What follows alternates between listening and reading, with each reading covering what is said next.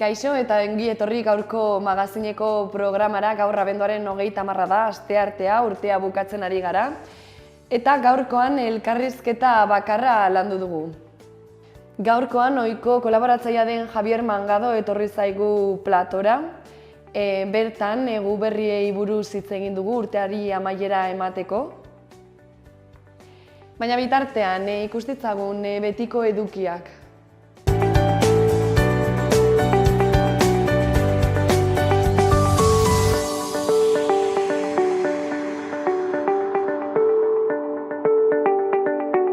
Esan bezala, gaur abenduaren 30 ikustitzagun zeintzuk diren gaurko efemerideak.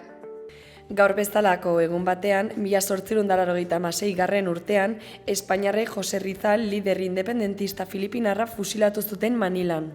1861 jaioa, Espainiar kolonialismoaren aurka borroka egin zuen idazle eta abertzale filipinarra izan zen, eta herrialdean heroi nazionala da. Urte batzuk geroago, 1922an, Sobietar Batasuna sortu zen langileen lehen estatua.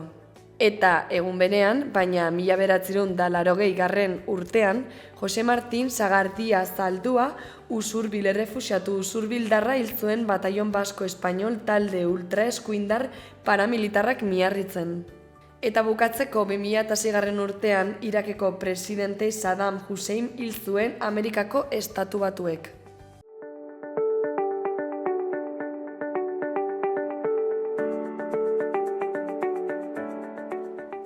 Orain ikustitzagun gaurko egunkarien azalek zer dioten. Diario de Notiziasen lerroburu nagusiak horrela dio. 2024an trafikoagatik hildakoak 135 igo dira Nafarroan 17tik 23ra. Honen azpian argazkiarekin batera horrela dio lerroburuak. Aireko hondamendia Hego Korean. Bertan izan den hegazkin istripuari buruz dio. Horretaz gain, egunkariak azpimarratu du, Nafarroak 1.600 lanpostu airean utzi dituela urtaren amaieran 9.800 sortu ostean. Eta honen azpian, 80.000 pertsona inguruk mazonen dimisioa eskatu dute Valentziako kaleetan. Beherago horrela dio lerroburuak. Barrea ez da galtzen Saharako basamortuan. Honen azpian egunkariak Osasunako jokalaria den Kike Barjaren aipu bat nabarmendu du. Egoerari buelta eman eta maila on batera itzultzeko gai izan naiz. Eta orain azalaren goiko aldea aztertuz, horiz azpimarratuta eta bakoitza argazki baten laguntzaz, 2 lerroburu ditugu. Lehenengoak horrela dio Gabon zaharrari buruz. Osagarri gehiago mozorroak baino.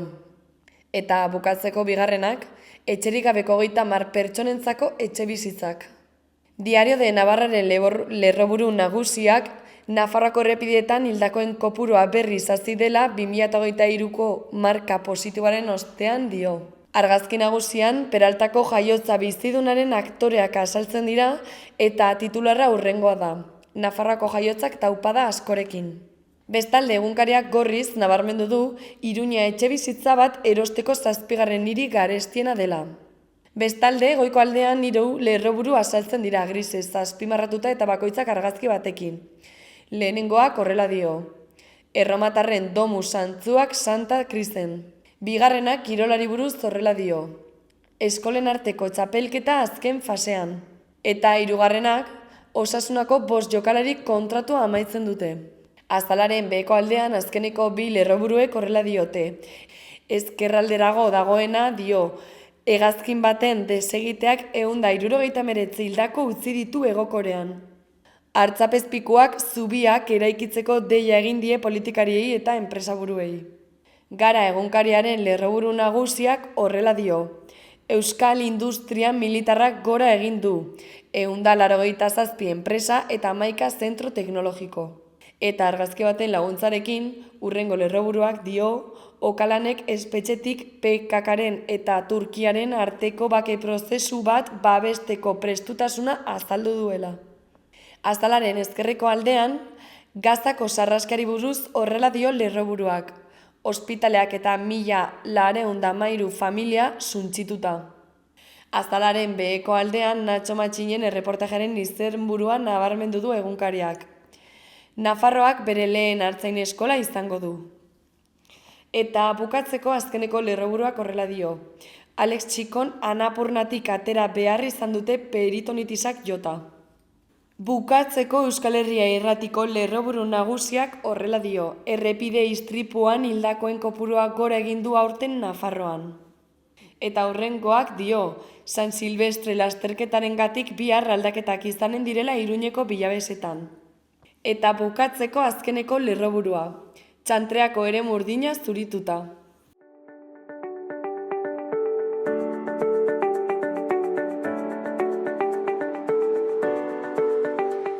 Eta urtearen amaieran askori interesatuko zaien zerbait eguraldia ikustezagun zein den gaurko eta biharko eguraldiaren iragarpena. Gaur astelena iparraldean zeroa oskarbi edo hodei gutxirekin egongo da. Hegoaldean bestalde lainoa eta behe-hodeiak agertuko dira goizean eta baliteke zenbait lekutan ez jasotza egun osoan, batez ere Ebro ibarrean.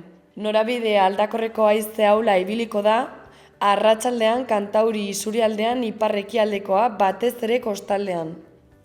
Temperaturak berdintsu jarraituko du, goizago jasoko duen barnealdeko leku horietan maximoak altuagoak izan daitezke. Altuenak 10 eta 15 gradu zentigradu artekoak izango dira. Eta bihar abenduaren 31, asteartean, eguzkia izango da jaun eta jabe, goizean hegoaldean lanbroa eta lainoa sortuko diren arren. Egunaren hasieran eta amaieran hotza egingo du eta litekena da barnealdean izotza egitea. Temperatura maximoak 10 eta 14 gradu zentigradu artekoak izango dira eta norabide aldakorreko haizea ibiliko da hego osagaia nagusituz.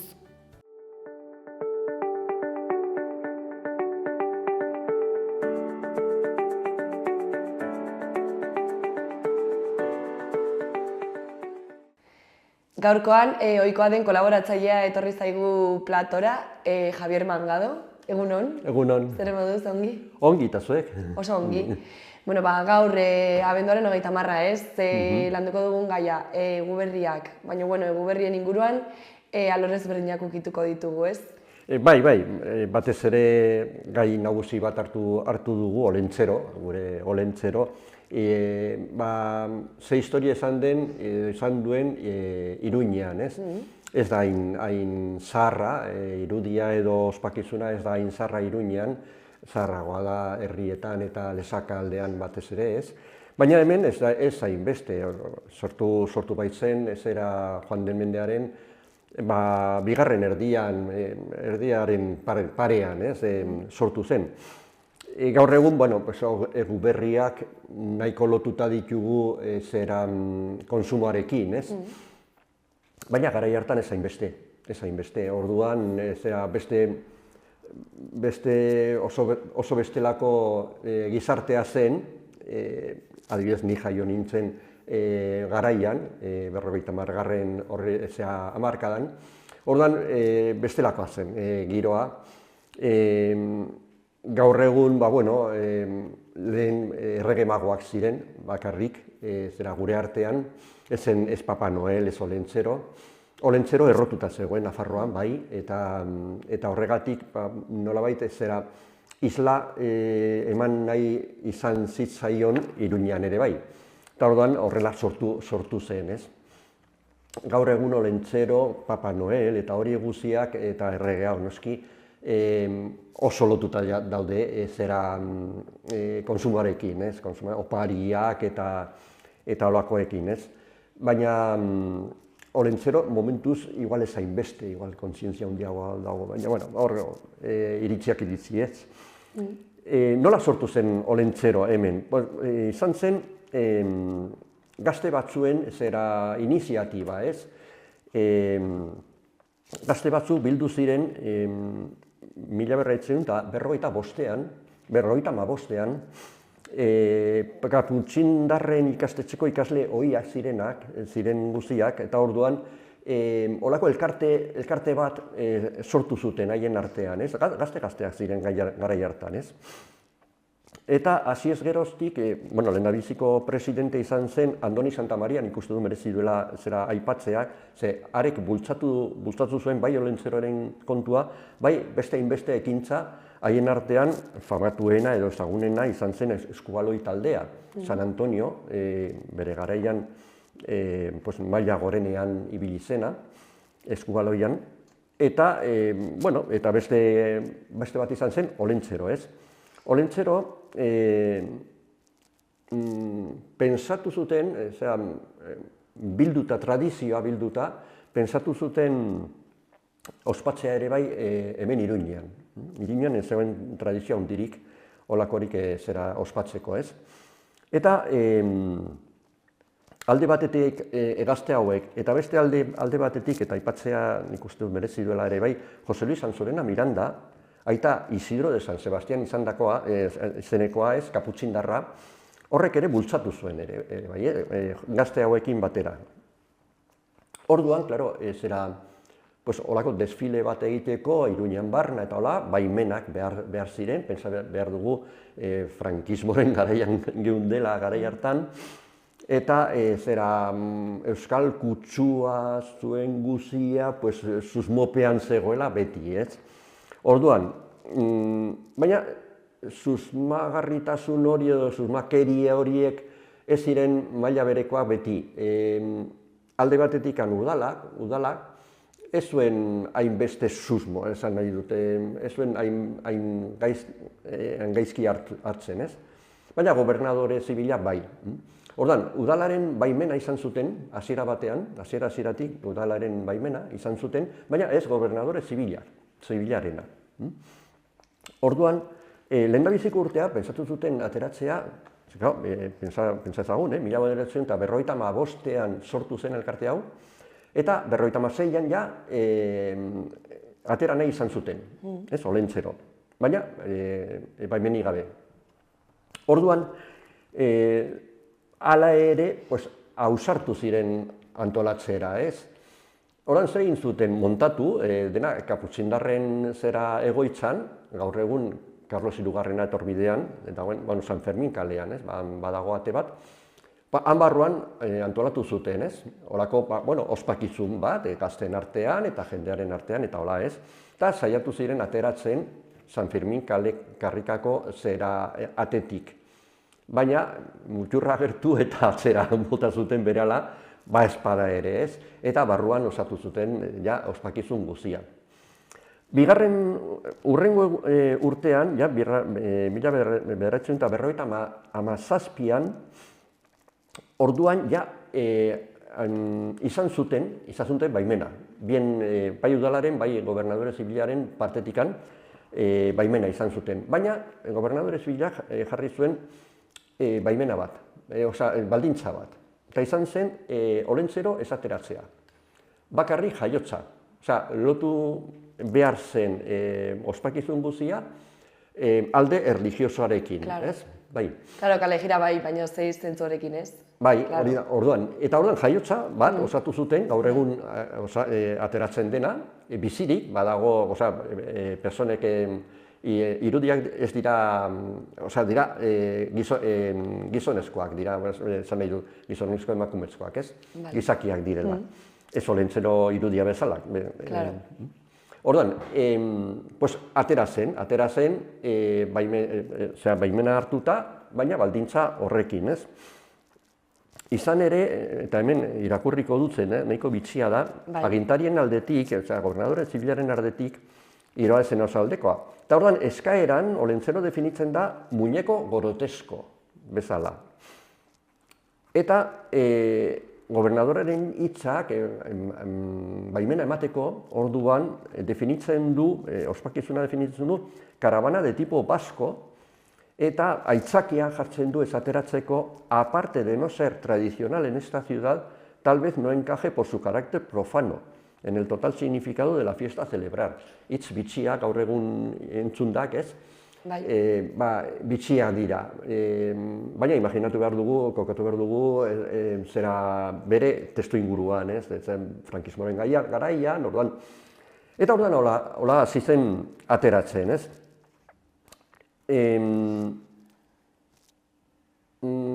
Horrek beti susmopean ateratzen zen, hori. Orduan, ziren falta istiluak, urte batzuetan, istiluak izan ziren, batzuetan korrika eta poliziaren atzetikan, ibili behar izan zen, 60. hamarkadan eta hola, 70 ere bai, 70. hamarkadan, istiluak izan ziren. Bestela, handik aurrera atera da, ez? Eta hasiera-hasieratik nahiko jendetsua izan zen ospakizuna, jendea milaka biltzen zen, gaur egun, nik datu bat aurkitu dut eta ez da aurtengoa, nik uste dut areagoa dela, 70.000 lagun biltzen direla Olentzeroren inguruan, ez? Ibilbide osoan barna. Orduan, baimena hartuta Olentzeroren irudia ateratzeko, pentsatu zuten, irudi bat egin behar da, ez? Eta orduan, jo zuten, Andoni Santamariak eta bere lagunak, eta jo zuten Lesaka aldera, Iturrira, ez? Sorburu aldera, ez? Eta han, enkargua egin zuten, Olentzero bat fabrikatzea, ez? Eta alagin zuten, lehendabiziko irudia izan omen zen, agertzen da, Lesakan egiten zen, lehiaketa bat, Olentzero irudien artean, ez?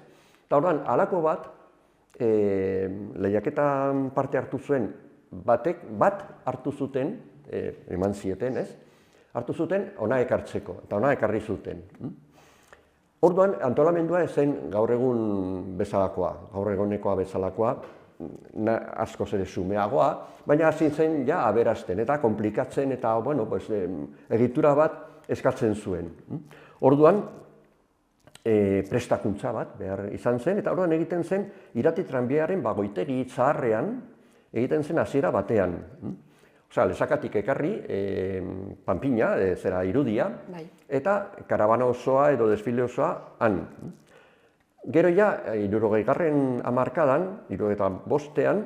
Zezen plazan egin zen antolamendua, Gibelaldean. Beraz, horrek esan nahi du udala nahiko ados zegoela horrekin. Hemen datu batzuk ekarri ditut ere bai, nik uste dut apaitzea meretzi dutenak.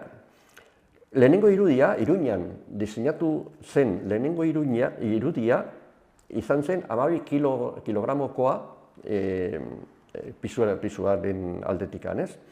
Eta Aureo Rebole eskultoreak egin zuen. Eta izan zen 1974an, nahiko berandu, Bai. Eredu batekin, eta eredua Andoni Santamariak berak ekarri zuen iparraldetik.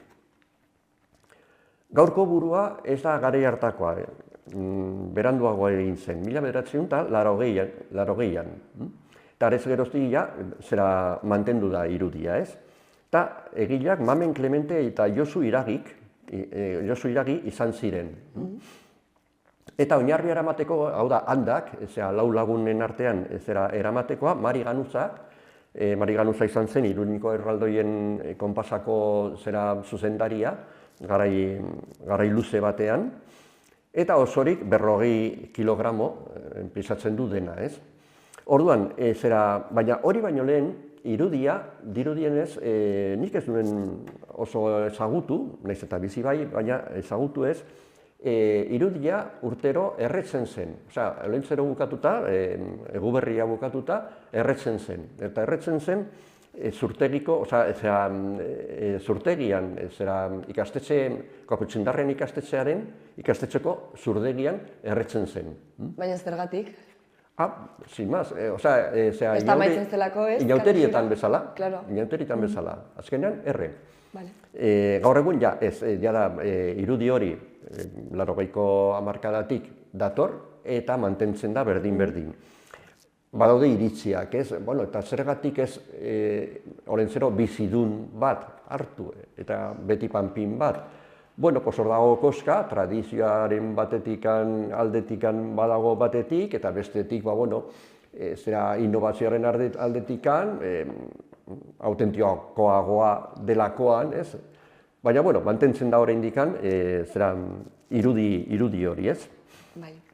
Gero hasi zen kontua, desfilea antolatzen, aberasten eta hola, aurreko lehengo zera elkarteari hartu zion tokia, lekua, beste elkarte batek, gaur egun da, la Asociación de Amigos del Olentzero, Olentzero zaleen lagunak, eta haiek hartzen dute ardura antolatzeko dena, ez? Eta ez du zer ikusirik kaputxindarrekin, gaur egun karabana osoa osatzen da arte eskolan, Zabalgunean, eta aipatu behar da ere bai, txistularien aldetikan, txistulariak beti atera dira, ez? Eta txistularien aldetikan partaide bat izan zen klasiko Aita Hilario Lazaran, urte askotan, zendu arte, eta gaur egun jarraitzen dute, ez? Eta gero, abez batzak eta hola, animaliak, abereak eta hola, aberazten dira asko. Eta hemen aipatu behar da, hori, zera nire ustez, aipatu behar da, zera hori, ez, gaurko elkartea, lan handia egiten dute, hemen daukat, zera presidentearen izena, Xabier Martínez Álava, urte asko darama 6 edo gehiago, darama ja gurdi horretatik tiraka, ez? Eta, datu moduan ere bai, 1970ean joaldunak etorri ziren lehendabizikoz, eta arez geroztik mantendu da, ez? Giroa ez da aproposena, inauteriekin lotuta baitago, baina, haien ustez ere bai, Eguberria oso aproposa da, haiek ere bai ateratzeko, ez? Eta besterik gabe, ez dakit, zera gaia, izango zen hau. Bai, aipatu duzu, aipatu diguzu data ez noiz hasi ziren gutxi gora bera 1957an, ez dira hainbeste urte pasa, azken finean, baino gora asko aldatu da, ez da? Bai, egoera arras aldatu da. Beti izan da, beti danik izan da, susmoa atzetikan, ez? Bai. Batzutan egia da, kanpoko jende baten bat sartu zela, zera pankarta batekin, eta hola, eta istiluak sortu zirela, ez? Gaur egun nahiko lasai, nik uste dut dagoela dena, eta orduan, egiten dena, eta oso ongi. Claro. Azken finean, aipatu duzu urte gutxiren buruan ez, ez ustea hasiera zieten uzten, ateratzen eta hori hiruzpalau urteren buruan edo bi ez dakizun bat esan dituz azkenean bai, utzi zieten ateratzea, uste duzu agian izan litekela jendearen babesarengatik, aipatu duzu jende asko ez batzen zela kale jirara orduan, agian jendearen babes horrek aldatu zuen egoera ere bai? Seguruenik eragina izan zuela, bai. Edo zergatik uste duzuzuk? Aldatu dela? Bai, momentuan, ez? Hasieran hori udalak, esan duzu udalak baimentzen zuela, baina gobernuak ez, orduan aldaketa hori hain urte gutxiren buruan zergatik uste zuzuz. Nire uste dudi gabe, bai. Osa, jendearen babesa, elkartasuna eta batez ere hori, desfilea nahiko jendetsua izan zela hasieratik. Beste alde batetik baziren ukitu batzuk, detaile batzuk, zera aldekoak, beti egiten zen kuestazio bat, ez diru eskaera bat, saskiekin eta hola, hori betidanik izan da. Eta hasieratik ez zen erabiltzen antolamendua ordaintzeko, baizik eta ongintza bezala. Ematen zen gero diru hori, edo Caritas edo olako elkarteentzat biltzen zen, ez da, orduan, bazuen nolabaiteko aldekoan nolabait esateko, ez? Eta orduan, azkenean, gobernadoreak eman zuen baimena, bai. Testuingurua ezen aproposena hori ez. Baina, azkenean, makurtu behar izan zen, eta dudik gabe, jendetsua zen, berehala hartu zuen indarra, piztu eta berehala hartu zuen indarra, eta horrela geratu zen pixka bat historia nahiko hurbilak gaurko honetan, ez? Baina, Olentzeroaren historia Iruñan. Eta gaur egun, aipatu zu lehen ez, zentzu ezberdina jokatzen duela gaur egun Eguberriak, orduan, nola ikusten duzu egoera gaur egun? aldatu dela erabat, ez? Lehen Eguberri osoa zen, ibiltzen zen, alde erlijiosoaren inguruan, beti, jaiotzak eta gero erregeak, errege magoak, eta bi mutur horien artean sartu zen pixka bat gauzarraren kontua, baina hori ere hasi zen pizten 60-70 hamarkadan. Gaur egun, ohitura handia dago adibidez, gauzarrean mozorroturik ateratzearena. Orduan, lehenez egiten zen parranda, norbait batzuk egiten zuten parranda, beste batzuk ez, eta kito, ez? Hori sortu zen pixka bat Labrit inguruan, frontoiaren inguruan, egiten zen, hasi zen egiten, hori jaialdi batzuk, musika aldetikan ere bai, hor sartu zen ere bai, horrek garamatza beste alde batetikan, ez? Hasi zenean, movida madrileña, 80. hamarkadan, hemen sortu zen el rock radical vasco. Horren ez kontra, baizik eta egiteko, baizik eta nolabait argi usteko ura zela gauza bat eta hemengoa zela beste gauza bat, erabat diferentea, ez? Garai aldetikan parekoak, baina ideologia eta hori guztia diferentea zela, ez? Eta orduan hasi zen, horren inguruan, horren giroan, hasi zen pixka bat osatzen jaialdiak, eguerrietan, gauzarra ospatzen, eta hor sortu zen mozorrotzeko hori ohitura. Baina lehen bakarrik zen Eguberria, Gabona, eta erregeak besterik gabe. Gero urte zaharra, urte berria ospatzen zen, baina barrukoagoa zen, familiarragoak zen gaur egun baino. Pentsatu behar dugu ere bai, hori urtez urte ere aldatzen zela. Atzera jotzen baldin badugu, pentsatu behar dugu 19. mendean adibidez. 19. mendea izan zen Nafarroan oso istilutsua. Gerrak ziren hamarkadaka gerrak, ez? Eta orduan, halako batean, karlistadak sortu ziren ere bai, ez? Eta karlistada batean, Iruña setiatuta egon zen. Eta egon zen setiatuta, irailetik, urte baten, 94an uste dut dela, irailetik urringo otsailera arte, beraz Gabonak hartu ziren bertan, ez? Eta ospakizunik ezen izan, hemen gozete ikaragarria zegoen. Eta osasunaren aldetikan gaitzak sortu ziren nola nahi. Jendea ez zegoen ospatzeko. Orduan, ospakizun hauek ere bai, nahiko aldakorrak izan dira, bai. Bai, eta horren arira, sortzen da, Eguberriak sortzen dira, ez duk aipatu bezala erlijioaren gatik ez, baina orain jendeak ez du horrela bizitzen. Zergatik uste duzu jendeak behar duela horrelako ospakizuna egiten jarraitzea? Nik uste dut, nire ustez ere bai da. Urtean barna,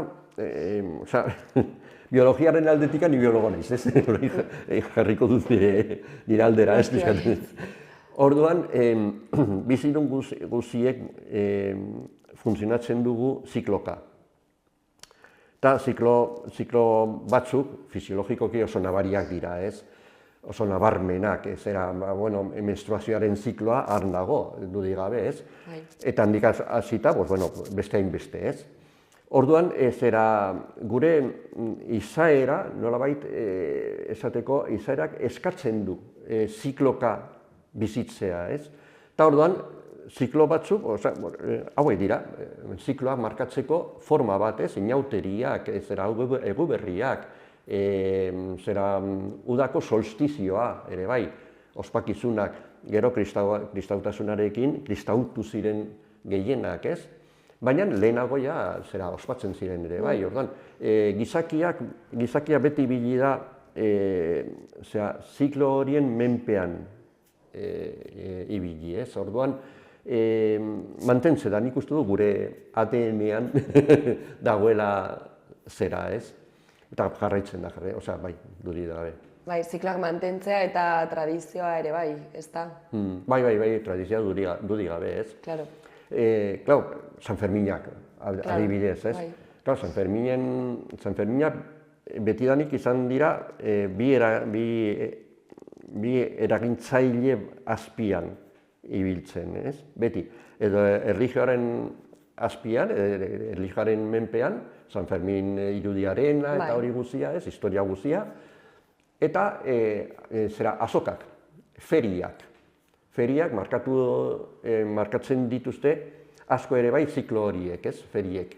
Orduan, feriak noiz ospatzen dira. Bueno, salmentarako garaia proposa denean, ez? Osa, abereak hasiak daudenean, eta hola, ez? Orduan, feriak beti, edo udaldetikan, edo udaberri bukaeran, edo udazken garai hartan, ez? Neguan, ez?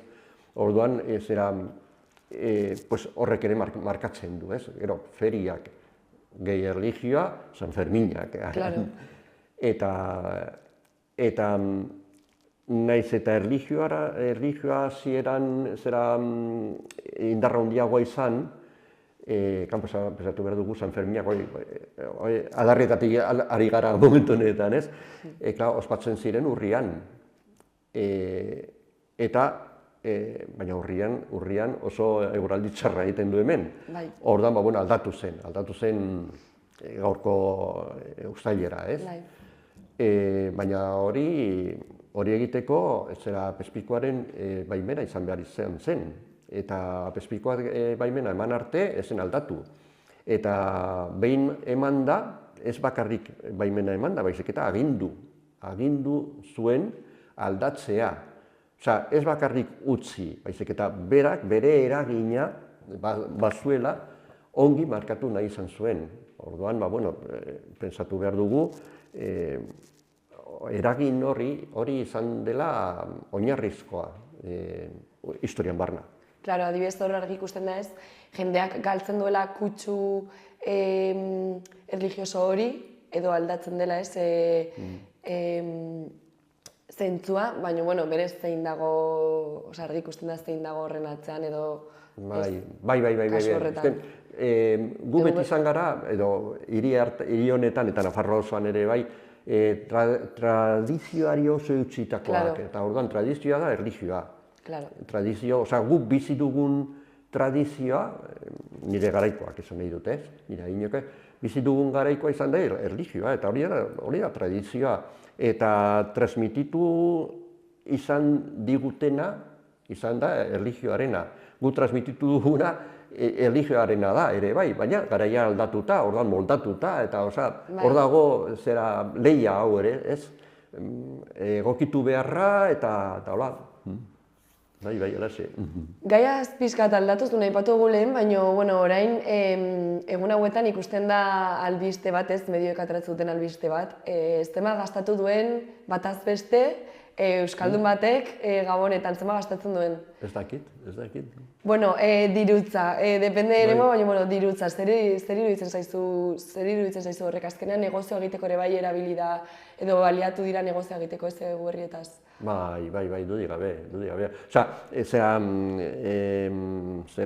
Egoera komertziala edo baldintza komertziala horren atzean, eta dago azkenean negozioa da, eta negozioak dira beti itzeki bila, ez?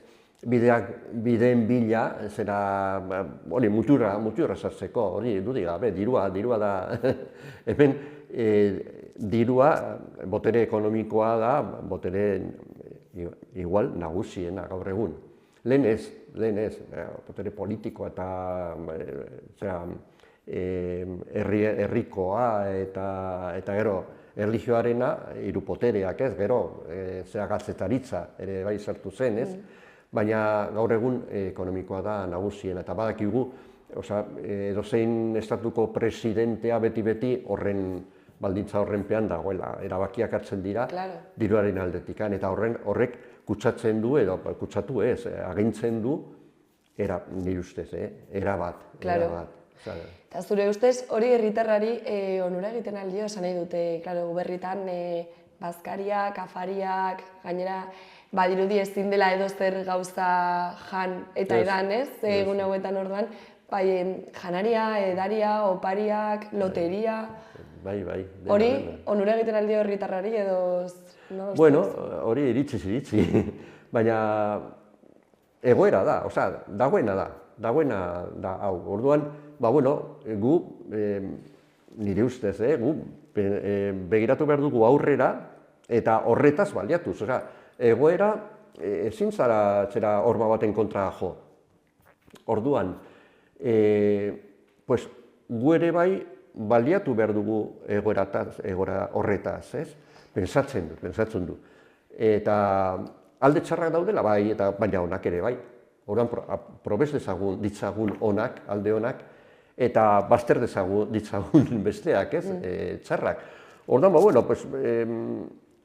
gure egoera hau demagun beste 100 bat urte barru ikusita, igual ikusiko dute, ikusiko lukete, arrez desberdina, arrez bestelako. Orduan, gu pentsatzen duguna, adibidez, gu pentsatzen askotan, historia arloan esan nahi dut. Badago jende asko, hemen Iruñan, iritzi batekin, eta da, harresiak, zergatik harresiak eraitsi ziren. Osea, sekulako patrimonioa zen, orduan, sekulako ondarea. Orduan, zergatik bota, zergatik desagerraratzi. Eske garai hartan, Iruña zeuen arrazestututa. Orduan, jendea ezin zen bizi. Eta zer da lehendabizikoa? Ondare arkeologikoak edo ondare historikoak edo bizi, bizi. Bai, eta egoera berrietara moldatu ere bai, ez? Pixkat moldatzeko aukera izatea. Orduan, klaro, ezin dugu adibidez iritzia eman aurretik gertatuko hori buruz, ezin dugu iritzia eman gure gaurko mentalitatearekin. Urrengo mendeko jendeak zer pentsatuko du? Mentalitatea izango da oso aldatuta ere bai, seguruenik. Eta orduan pentsatuko dute, zehaztakiloak ziren, olako dirutza gastatu guberrietan.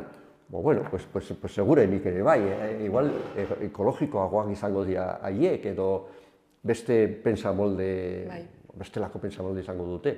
Auskalo. Baina, zuretzako adibidez, zeintzuk dira aipatu dituzun alde on horiek edo alde positibo horiek? Gaurko egoera,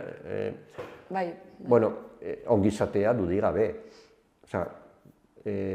Gaur egun, gure baldintzak, bizi baldintzak, dira oso onak, oso onak.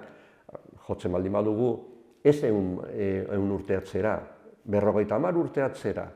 Ni gogoratzen dut, ni txikian nintzenean, etxean biltzen ginen guziak, familiako guziak, sukaldean, estufa baten inguruan, ez egon kalefakziorik, adibidez, ez? Eta gaur egun, otzonekin, nabaritzen da, asko ez, zuzartzen zara, edo zein tokitan, eta bero zaude, epel. Eta nahiko goxo. Lehen zure pentsamoldea zegoen, non sartuko nahi zen, bero egoteko, edo nola moldatuko nahi zen, bero egoteko. Orduan, lehendabiziko behar horiek, behar primario horiek, gaur egun, gure gizartean, beteta ditugu, orduan, pentsatu dezakegu beste gauza batzuetan ere bai. Lehen biziraupena zen, nola baita esateko ez, gaur egun ez. Urrengo batean zer izango da? Auskalo. Auskalo, bai. Bueno, Javier, joango gara elkarrizketa bukatzen. Osongi. Orduan ez dakit, azkeneko mezu bat bidali nahi baldin baduzu, zure txanda. Urte berri hon, guztiontzat. Eta hori, jarrai dezagun ongi izaten eta elkarri ikusten. Hori da, oso ongi. Eskerrik asko etortzagatik, Javier. Zuei. Bai, gero arte.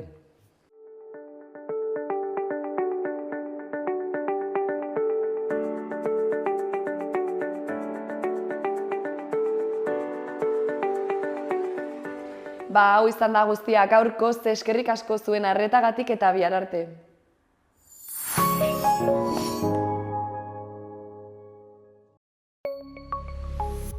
Gobierno de Navarra. Nafarroako gobernua.